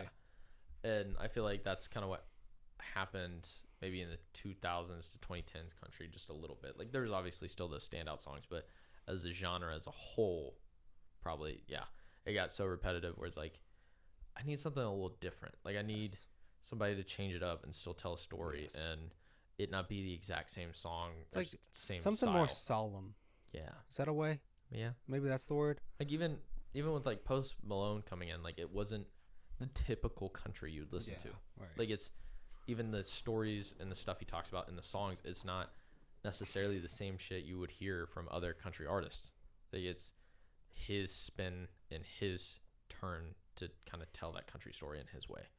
And I feel like that's kind of how country shifted a little bit. Like people in the genre are like, I'm going to change it up a little bit. Like even Jelly was like almost like a rock country. And then now you also kind of have like in his new album, like some of his songs is like, there's almost like a Baptistic like chorus in the back, and like a Southern like Baptist church feel almost in it as well. You know what I mean? And he kind of had that in the other album, but like there's literally instances I feel like in some of the songs where like in the background you have that vibe, and it's just there's something about it that it's not just like a copy and paste. It's like I'm gonna kind of take my own dice and roll it and see how it turns out. Where I feel like there for a while, like pop now is so copy and paste about kind of the similar things. Like honestly, I couldn't tell you the last time.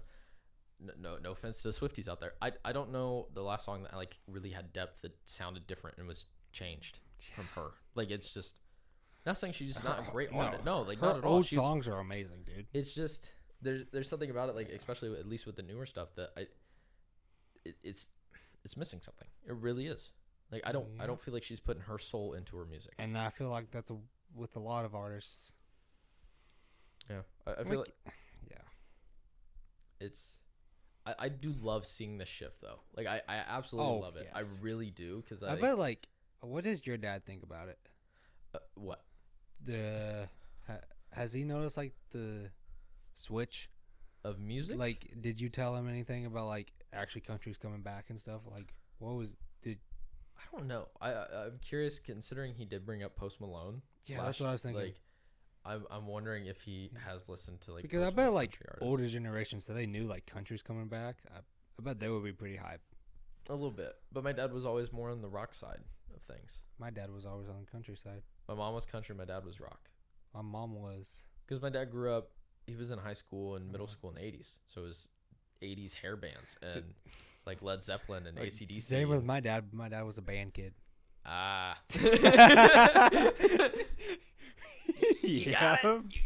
And my mom was a band kid too. Really? She plays the flute. Still. I didn't know that. I don't know what my dad did, but my dad was a geek. My dad was a big geek. Not in a bad way, but yeah, I see it. Yeah. Dude, he had the glasses.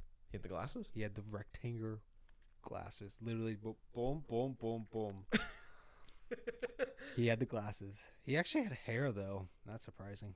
Wow. That's crazy. Yeah. Had hair at one point? I've never seen my dad with hair, is the thing.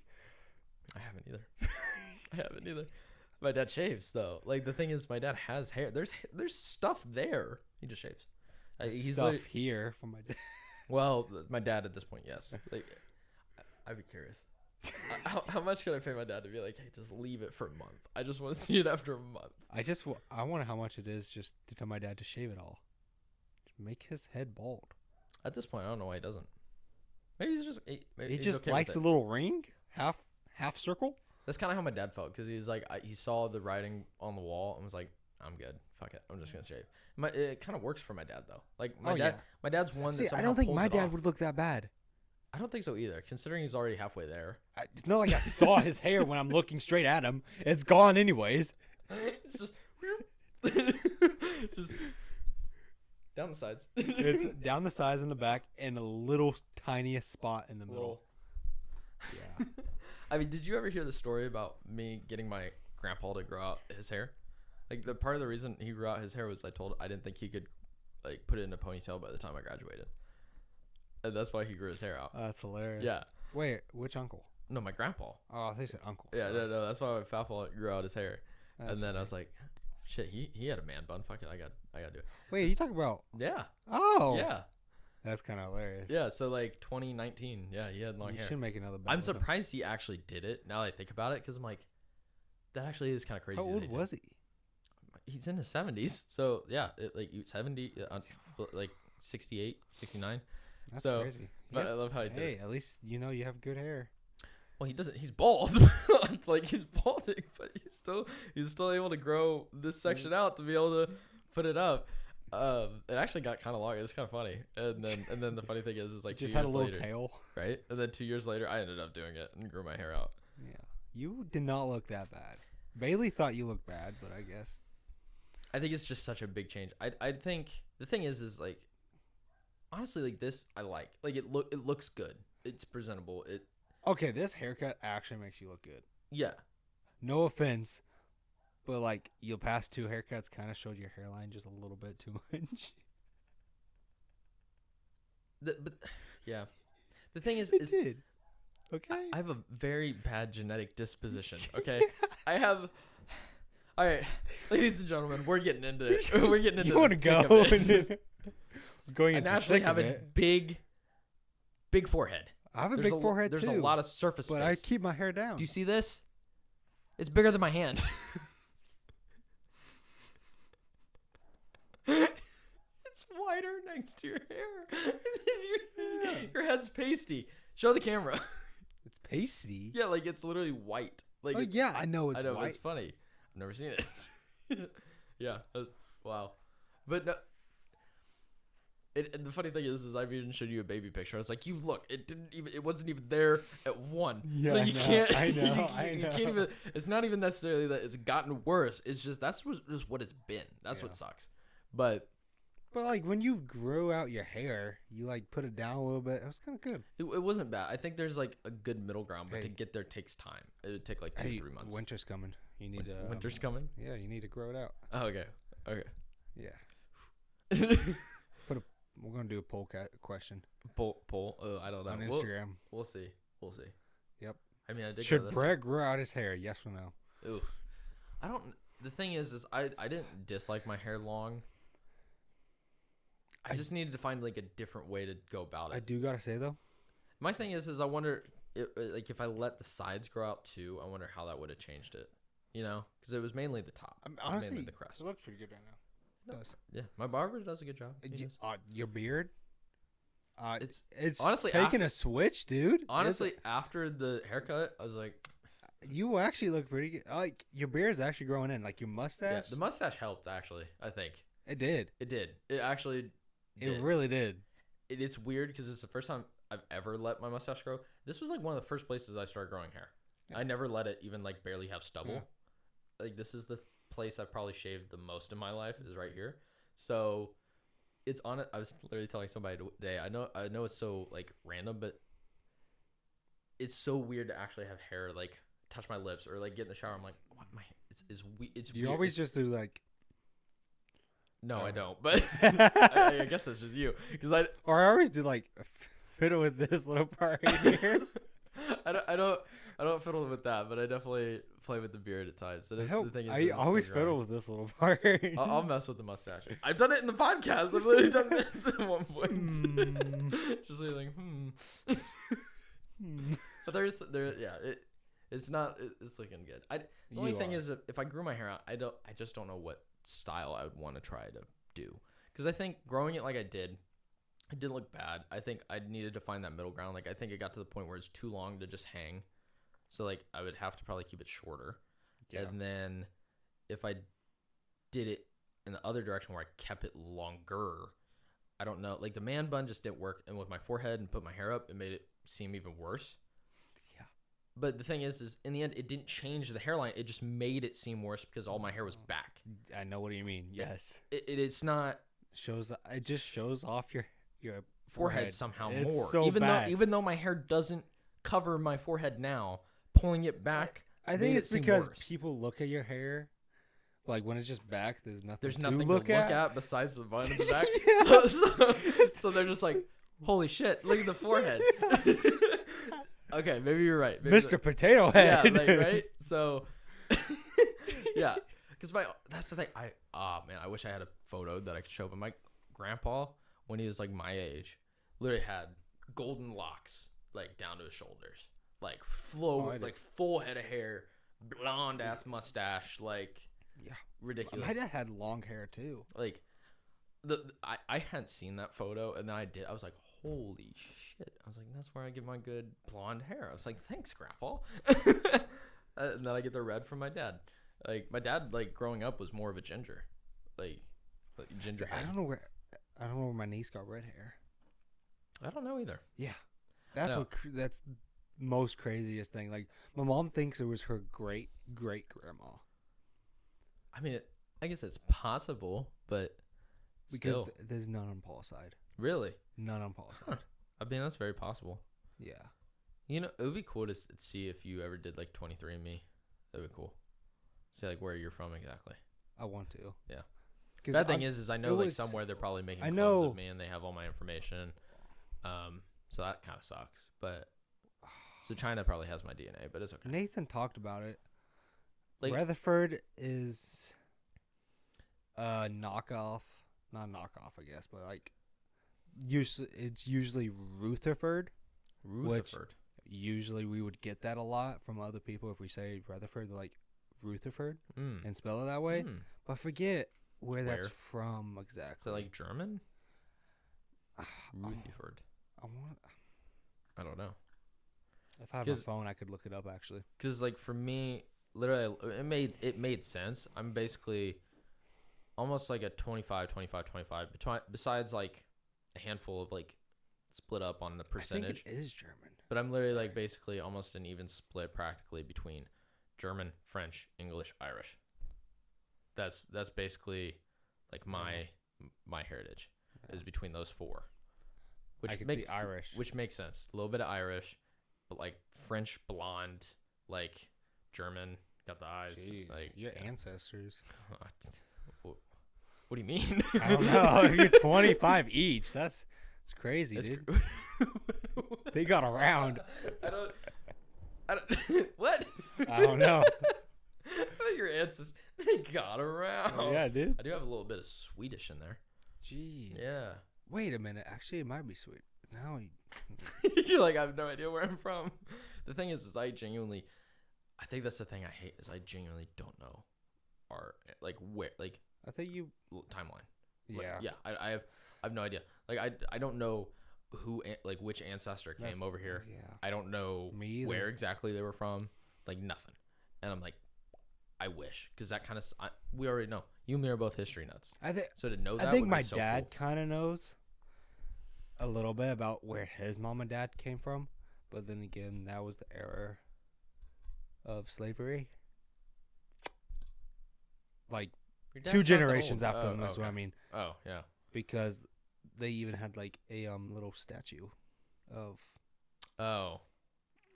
And my grandpa and grandma were very racist.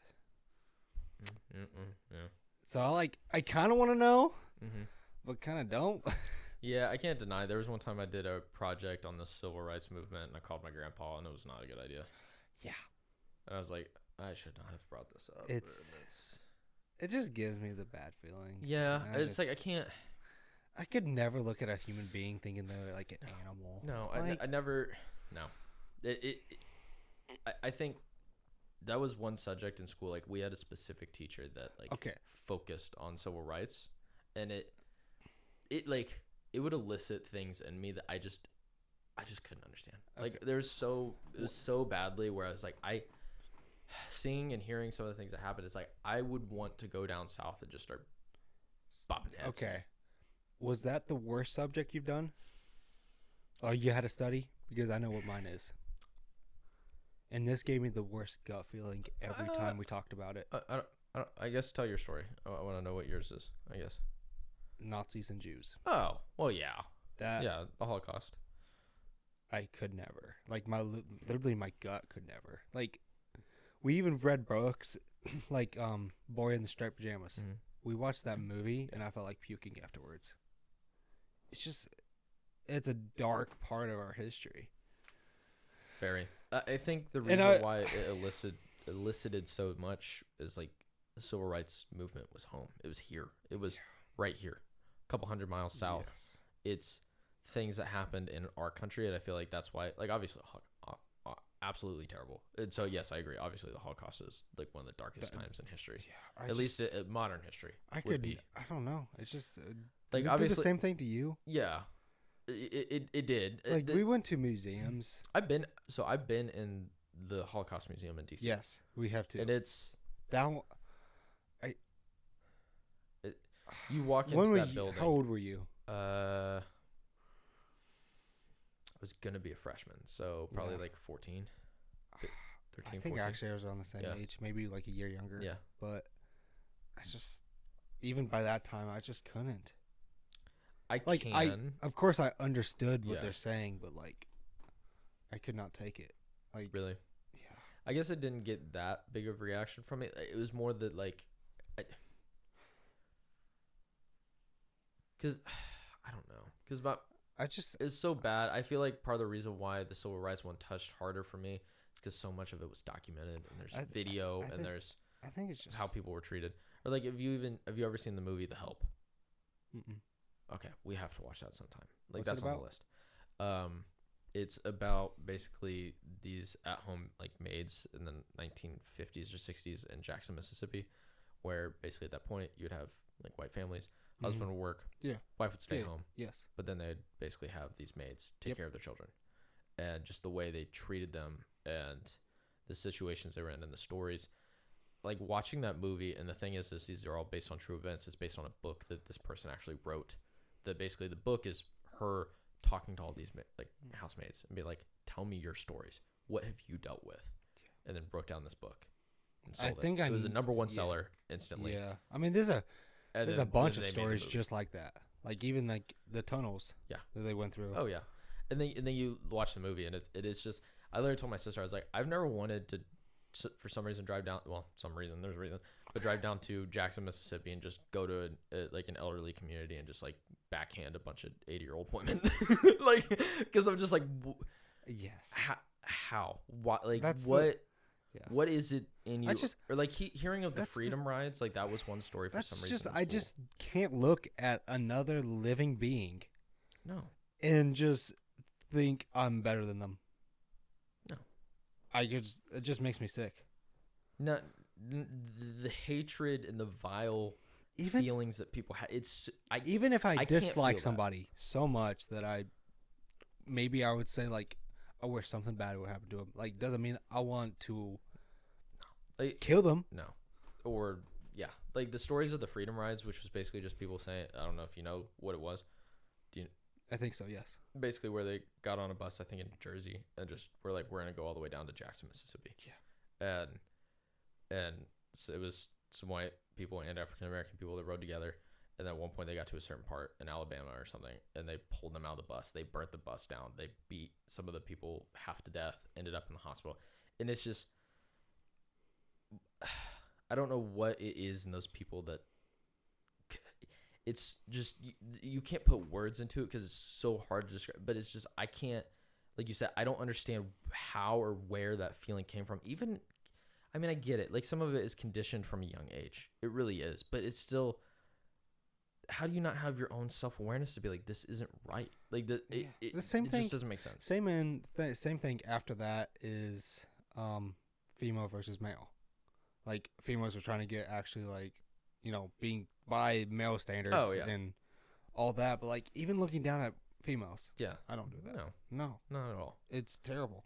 But like even after like they made kind of peace with black and whites, but like they couldn't drink from the same fountain, couldn't go to the same bathrooms. Yeah, it disgusting. It just doesn't. It is disgusting. And I'm white, and I'm going to tell you that. Like, I'm not sexist or racist or anything.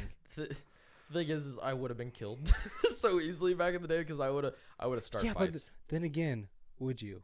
Because the way you were raised. That's always exactly. That's always the thing. But it's like, maybe not. But at the same time, it's just. It's really, really hard to wrap my mind around because even, I wouldn't say any of my family is racist, but like at the same time, like I said, talked to my grandfather about some things. So I've obviously heard some very stereotypes that are thrown out, terrible shit said, but and even at a young age, but it never was like it was always like not racist either. It's just like their ancestors were. Yeah, and then even like some of the things like let's say my grandfather has said around me growing up, it's like that. There was never a point in time where I was like, like never, not once.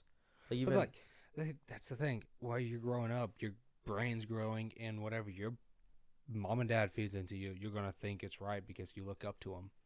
The only one that I guess, and it still doesn't make sense, but at least on a psychological level, and this is why in the 1950s there's so many psychologist studies done in the United States, was trying to figure out how did the Holocaust happen? Why was a country like what allowed people to go along with this? And there was an explanation. There is something to authority, and I think that's the thing. At least with that, it was like you had military power and be like, "This is what we're doing." I think another thing was it changed it. It wasn't just. It wasn't just the society that was like, "Let's do this." It was kind of purposefully put into society. I think the other thing was like Germany was kind of like, just like spread out, like in a way, like. They weren't like connected. They were just like doing their own thing every time. So like they didn't have really authority in a way. Well, and I feel like when Hitler came aboard, and I mean, yes, his speeches were actually very. There's a reason uplifting. There's a reason he rose to power. Yes, 100% is. Yes, they just needed some kind of power. I feel like, and also at least in those shoes, you also got to put it into this perspective from nowadays is they didn't have access to information. They didn't have all this stuff. So like the thing is most people in Germany probably had no idea what was actually happening in the Holocaust. But even just the soldiers that went along with it and the things that happened from it, it's like that's why they did so many psychological studies in the U.S. of like I can't remember the name of the study, but it's basically like we're gonna tie this guy to some electrodes. I'm going to tell you to flip these switches, and we're going to work up in voltage, and basically we'll see if we can make people like go all the way. Yeah. The amount of people that went all the way was absolutely crazy, and part of the reason was a person of authority, a scientist in a lab coat, was sitting over there and telling them to do it. And guess what? They flipped the switch to the point where they stopped hearing the guy yell from the other room. What got to that point? And you'd be surprised how many people didn't stop of being like, I'm not doing this to this guy. Yeah. And so the bad thing is, in like those, it is truly, what would you do, especially if you felt like, even if you knew it was wrong, if you felt like you were the only one, were you gonna like it? I can't blame a lot of people for like that situation. Like, it was just a terrible thing, and we just can't ever let something like that happen again. That's more the biggest thing. But it's just, there's so much heartbreak from that. I've never really had like hatred to the point that I want to backhand somebody, but I see what you mean. But then again, I just look back just how they were raised. Like, it's just, yeah. If you can't, I don't know how to say it, but like, that's how they're raised. That's just how they were taught, like, what was right and what was wrong. It's more sad than anything, but it is still sad. I think the thing that pisses me off is like when you see that, it's almost like the arrogance, and that's where it's like, literally in the stipulation of like, I want to slap some sense into you. Be like, what do you realize? Do you understand what you're doing right now? Like, as an adult, do you see how you're treating? What is happening here? Like, the time, that's more what it is. I watched a movie recently. It was about when we were facing Japan after Pearl Harbor. Yeah, and I think you've probably seen it. Probably, okay. It's a pretty popular movie, but it's about this guy. He was going to be Olympian track, a runner, but then the listings came up and he had to go, an army. He got drafted, yeah. He got drafted, and then he was a pilot, but the plane crashed into the water. Okay. And it was just him and two other people. I think I know what movie. But then that one guy died. Unbreakable? Yes. I haven't seen that movie all the way through. I want to so bad. I don't want to spoil anything. Do you want me to keep going? No, you're fine. The only time I felt the most hatred was when they got captured by the Japanese. They got to an island and seeing all the Marines. What was that group called? 12 Marines or something? Mm-hmm. And they literally said they were beheaded. I was like, are you serious? Yeah. And then, I mean, of course it's a movie, so they'll make everything either more, yeah, just more, exactly. But then again, like, I guess the measure's going to be even worse. Like, you never know. You really don't know how they treated our soldiers, but just the way. The bad thing with war is the only way to really allow the humanity to disappear from your soldiers to be able to do the things to the other side is you dehumanize. And that's exactly what it is. And that's exactly what's been used in so many wars, of being like, you can't look at them like individuals anymore. Yeah. And they're the enemy. We have to do this. And that's like, the thing is here, Nagasaki and Hiroshima was absolutely terrible. Yeah. The worst attack on Japan was the firebombing of Tokyo. 500,000 people died that night. And the whole city was in flames. It was so hot that some of the planes had to literally fly higher because there was literally fire tornadoes. And I hadn't heard that story. Obviously, I knew of Nagasaki and Hiroshima. And then I heard somebody break down that story of basically the history of, in general, bombardiering and how that came to be, and then how that got used into firebombing Japan, and then doing similar things in Korea. And have you heard of that? It's crazy. Have you heard the story about that one guy that survived both those? Mm-hmm. Wasn't there a movie? There probably is. I don't know. Either it was a book or a movie. Yeah. But I remember hearing about that. Yeah, the guy had survived in the walk 3 days and then showed up and the second bomb was dropped. That's crazy. And survived. I just hope there's not a point that we have to use atomic weapons. No. And that's what I'm scared about. Like, if there's a next world war, what if somebody just like, okay, I'm done, and just boop. Mm-hmm. Because once one goes out, every single other country. That's crazy. It is.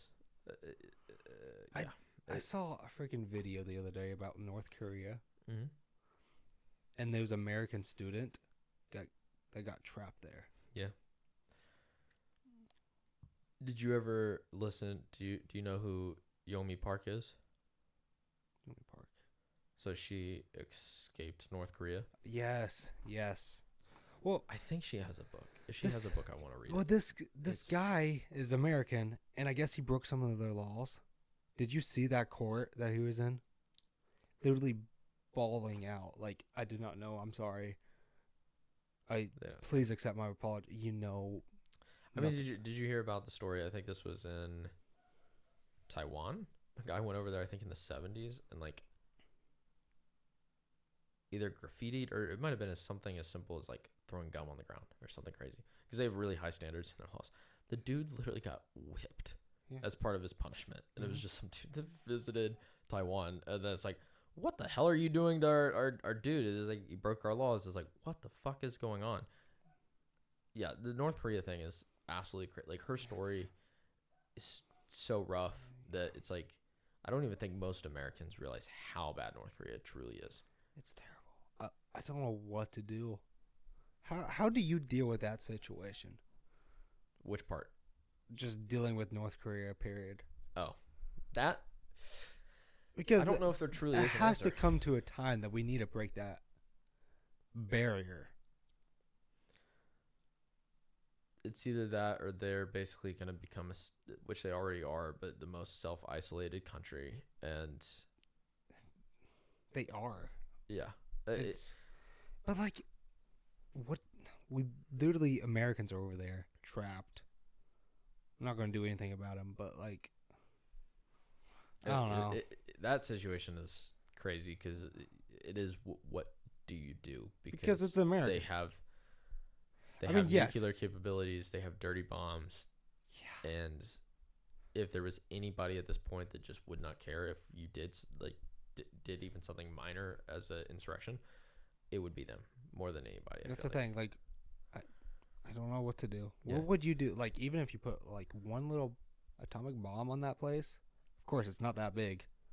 One bomb could probably eliminate 97% or whatever of North Korea. North Korea is bigger than you think. Our bombs aren't that big. Our bombs are big, but they ain't that big. But yeah, I know what you mean. I know this is really off topic, and we probably shouldn't end this episode here soon. But I just realized, I was like, we've been going for a minute. But speaking of nuclear bombs, did you know that there was a bomb dropped accidentally in North Carolina in like the 70s? No, just fell. And thank God it didn't blow up, because at one point during the Cold War, we had planes basically flying 24/7 with nukes, just in case. If anything happened, we got a plane in the air, it's heading wherever it needs to, and it's gonna drop its payload. And so this was one of those situations, and these pilots didn't realize, like, they hit some turbulence, whatever, real bad, and then they got back, and then they realized the bomb fell out of the bay. God damn. Like, literally fell through. And they didn't notice? No. And so they get back, and they end up having to basically figure out where it was. It didn't ignite, because there is certain things you got to do. Like, it can't necessarily just plummet and blow you up. Have to, like, there is a detonator condition that you got to kind of use that starts the process as you drop. Oh, fair enough. Yes.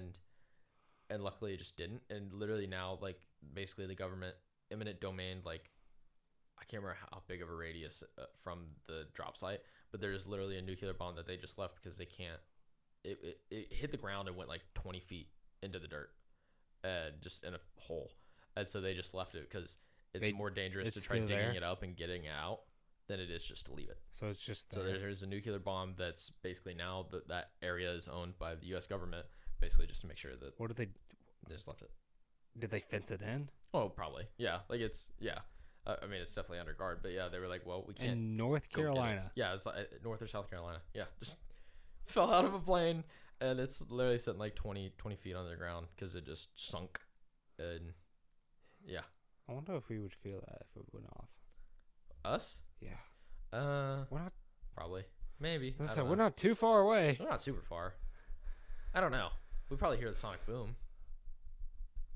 Before we feel something shake. Maybe. That's scary, It actually. is. Well, all right. I think this is where we're gonna call it. We went on some tangents, but honestly, this was a fun episode. I'm actually burning up right now. Honestly, I'm getting a lot hot too. But I think next week we're gonna do our Halloween episode like normal. So expect us in costumes. It's gonna be fun. On top of that, Thanksgiving's around the corner, so all the holiday episodes are coming. Eat a lot. We do have an episode planned for 2 weeks out, which will be fun to revisit a topic and see what new information has come up on it. We're excited for it. I'm looking forward to that one actually too. So I hope you guys all enjoyed this week's episode. Yeah. And just go vote. You got basically a week and a half to figure it out.